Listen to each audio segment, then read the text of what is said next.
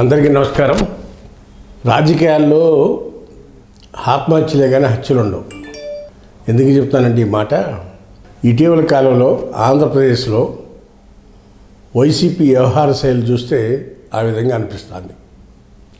ఎందుకంటే జగన్మోహన్ రెడ్డి గారు గడిచిన అసెంబ్లీ ఎన్నికల్లో వైనాట్ 175 నినాదంతో 175కు 170 సీట్లు మేము గెలుస్తామని ఓవర్ కాన్ఫిడెన్స్ ఇచ్చి కార్యకర్తలందరికీ 80 సీట్లని అటు ఇటు మార్చి ఎలక్షన్ నాటికి చేతికిలో పడ్డారు.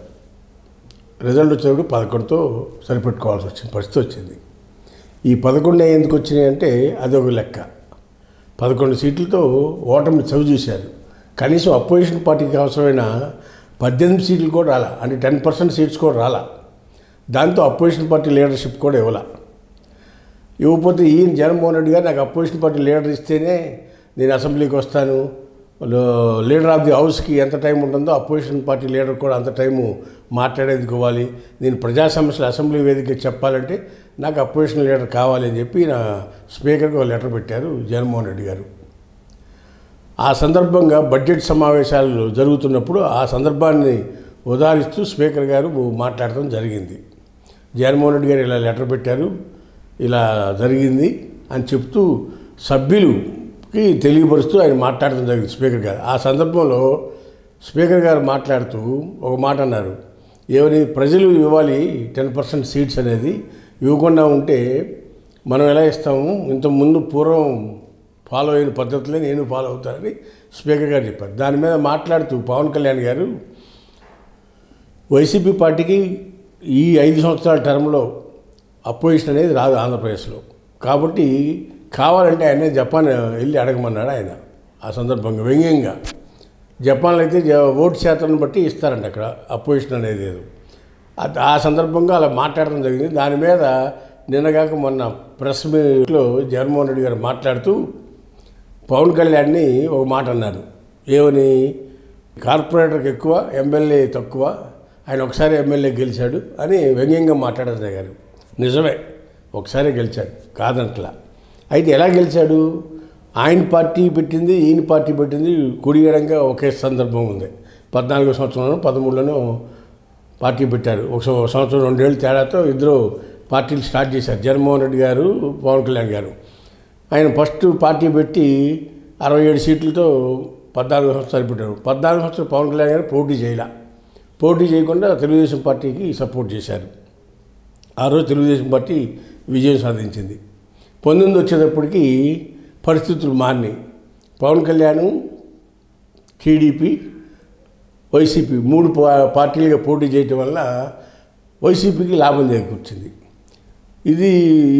ఈ లాభం చేకూరడంతో ఈ వైసీపీ పరిపాలన 5 ఏళ్ళు చూసేటప్పటికి జగన్మోహన్ రెడ్డి గారి పరిపాలన ఎలా ఉందో చూసేటప్పుడు పవన్ కళ్యాణ్ గారు చాలా సందర్భాల్లో వ్యతిరేకిస్తూ వచ్చారు. అయితే అదే సందర్భాన్ని దృష్టిలో పెట్టుకుని వైఎస్ జగన్మోహన్ రెడ్డి గారు పవన్ కళ్యాణ్ వ్యక్తిగతంగా టార్గెట్ చేయడం మొదలెట్టాడు. పవన్ కళ్యాణ్ అనేది ఒక వ్యక్తి కాదు, ఒక శక్తి. ఈయన సుమారు రాష్ట్రంలో 80 లక్షల కాపు కులస్తులందరికీ కూడా ఆయన లీడర్గా ఉన్నారు. ఆయన కాపు కులం మొత్తం కూడా కులానికి లీడర్గా ఆయన భావిస్తున్నారు. ఎవరిని, పవన్ కళ్యాణ్ గారిని. అంతేకాకుండా జనసేన మా పార్టీ అనే భావన కాపులందరికీ కూడా ఆంధ్రప్రదేశ్లో ఉన్నది ఇవాళ. అలాంటి పరిస్థితి తీసుకొచ్చింది ఎవరా అంటే జగన్మోహన్ రెడ్డి గారు. పవన్ కళ్యాణ్ వ్యక్తిగత జీవితం మీద వ్యక్తిగతంగా టార్గెట్ చేసి పెళ్ళిళ్ళ మీద పిల్లల మీద ఇలా ఇష్టమైనట్టు మాట్లాడటం వలన ఈ కమ్యూనిటీ మొత్తం కూడా, కాపు కమ్యూనిటీ మొత్తం కూడా పవన్ కళ్యాణ్ ఓన్ చేసుకున్నారు. ఈ పవన్ కళ్యాణ్ అనేవాళ్ళు లేకపోతే మన ఆంధ్రప్రదేశ్లో మన ఐడెంటిటీ మనం కోల్పోతాము అని కాపులందరికీ అర్థమైంది. దాంతో అందరూ కూడా ఏకమయ్యి పవన్ కళ్యాణ్కి మద్దతు ఇచ్చారు. పవన్ కళ్యాణ్ మద్దతు అవడంతో పాటు పవన్ కళ్యాణ్ కూటమికి మద్దతు ఇచ్చాడు. దాంతో ఎన్డీఏ కూటమి ఆంధ్రప్రదేశ్లో 164 సీట్లతో అధికారంలోకి వచ్చింది. దానికి కారణం ఎవరు, జగన్మోహన్ రెడ్డి గారు పవన్ కళ్యాణ్ని వ్యక్తిగతంగా టార్గెట్ చేయటం, స్కూల్ మీటింగ్కి వెళ్ళా కూడా అక్కడ పిల్లల దగ్గర కూడా పవన్ కళ్యాణ్ 4 పెళ్ళిళ్ళు, 4 ఏళ్ళకు పెళ్లి చేసుకున్నాడు, ఇట్లా మాట్లాడటం మొదలెట్టేటప్పటికి మాటల పక్క కూడా బాధ కలిగింది. దాంతో లాభం లేదని చెప్పి వాళ్ళు కూడా కూటమి కట్టి కూటమిలో చేరటం అనూహ్యమైన మెజార్టీతో రావడంతో ఈయన 11 సీట్లు పరిమితి అయ్యాడు.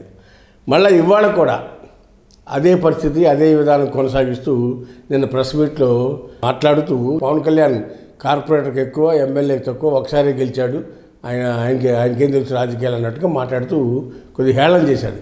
దాని మీద జన సైనికులందరూ నాదెళ్ల మనోహర్ మాట్లాడుతూ జగన్మోహన్ రెడ్డి గారు కోడికత్తికి ఎక్కువ, గొడ్డలకి తక్కువ అని వ్యాఖ్యానించడం జరిగింది. వైసీపీ పార్టీ మీద జన సైనికులంతా కూడా ముప్పిడి దాడి చేస్తూ ఉన్నారు ఆ సందర్భాన్ని కోడీకరిస్తూ.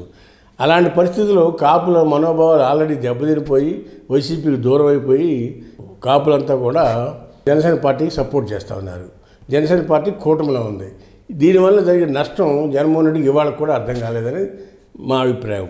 ఇప్పుడైనా జగన్మోహన్ రెడ్డి గారు భవిష్యత్తులో అయినా సరే, ఇటీవల 9 నెలల నుంచి కూడా జగన్మోహన్ రెడ్డి గారు మాట్లాడేది వైసీపీ వర్సెస్ టీడీపీ అన్న విధంగా మాట్లాడుకొచ్చారు. మళ్ళీ రీసెంట్గా ఈ విధానాన్ని ఎత్తుకున్నారు. జగన్మోహన్ రెడ్డి అనే వ్యక్తి పవన్ కళ్యాణ్ గురించి ఎంత తక్కువ మాట్లాడితే అంత మంచిది అనేది వైసీపీలో ఉన్న కొన్ని వర్గాల నాయకుల యొక్క అభిప్రాయంగా తెలియపరుస్తూ ఉన్నాం.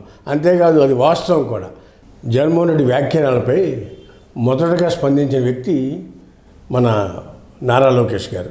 నారా లోకేష్ గారు మాట్లాడుతూ మా deputy chief minister Pawan Kalyan గారిని, నాకు అన్న సమానులైన పవన్ కళ్యాణ్ గారిని ఏదన్నా అంటే మటుకి ఊరుకునే పని లేదని జగన్మోహన్ రెడ్డి గారు హెచ్చరిక జారీ చేశాడు.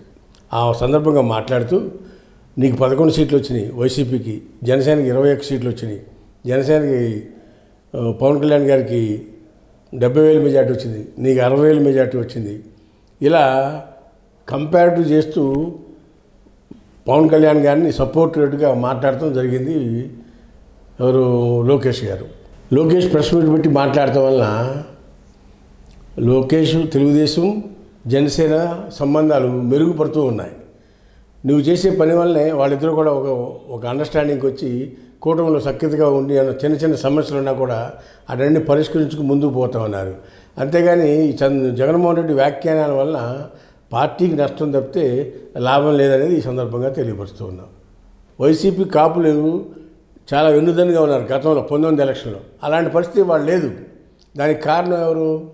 జగన్మోహన్ రెడ్డి గారు మాట్లాడి మాటలే. దాంతో వాళ్ళంతా పోలరైజ్ జరిగింది.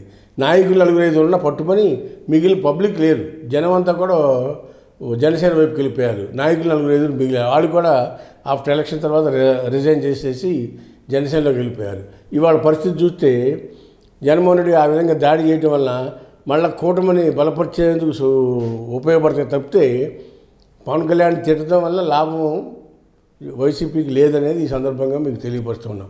వైసీపీ కూడా స్ట్రాటజీని మార్చుకుంటూ వ్యూహాత్మకంగా వెళ్ళాలి తప్పితే ఎలా పడితే అలా మాట్లాడటం వల్ల లాభం లేకపోగా నష్టమే జరుగుతుందనేది ఈ సందర్భంగా తెలియపరుస్తున్నాం.